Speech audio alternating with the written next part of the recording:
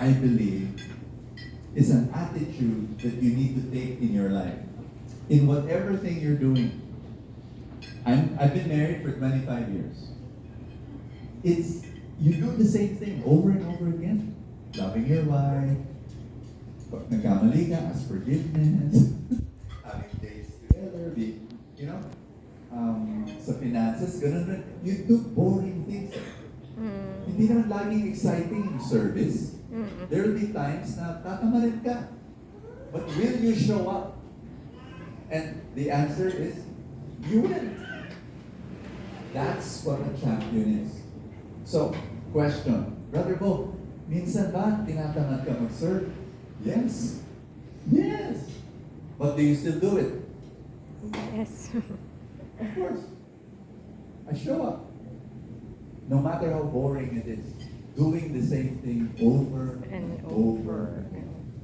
In fact, if you keep on showing up, even if you don't like to show up, you still show up, you still serve, alam mo mangyayari sa'yo? You will begin to enjoy when it is difficult. You will, tataas yung yung self-satisfaction.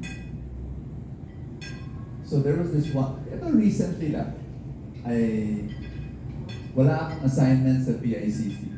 Hindi na ako leader ng PICC, di ba, sa peace. Si Odi na. Si Alvin na yung overall and all of that. So, sinasabihan na lang ako, Brother Bo, can you do the talk?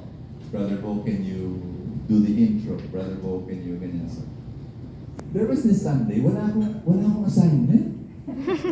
No? Pero tuwan-tuwa ako doon, ha? I mean, I like it. I like it na wala akong assignment. I'll just be there. I'll just kaway-kaway lang. Kaya lang, I came from a seminar, parang ganito. I arrived very, very late. Saturday night. Actually Sunday morning na I arrived from somewhere. Tapos kulang na kulang yung tulog ko. Tapos ito pa. So paggising ko ng Sunday morning, wala akong role, di ba? Paggising ko ng Sunday morning, umuulan. Ang sarap. Puyat na puyat ako. Tapos pagod na pagod ako, di ba? Wala akong papel. So pwede lang. Odi, brother. Absent. Tulog mo na ako. Total, wala naman akong role. Di ba?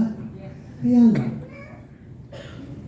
na-excite ako na mahihirapan ako magbumangon. Nag-gets niyo yun? Na-excite ako na, may lalabanan ako ngayon.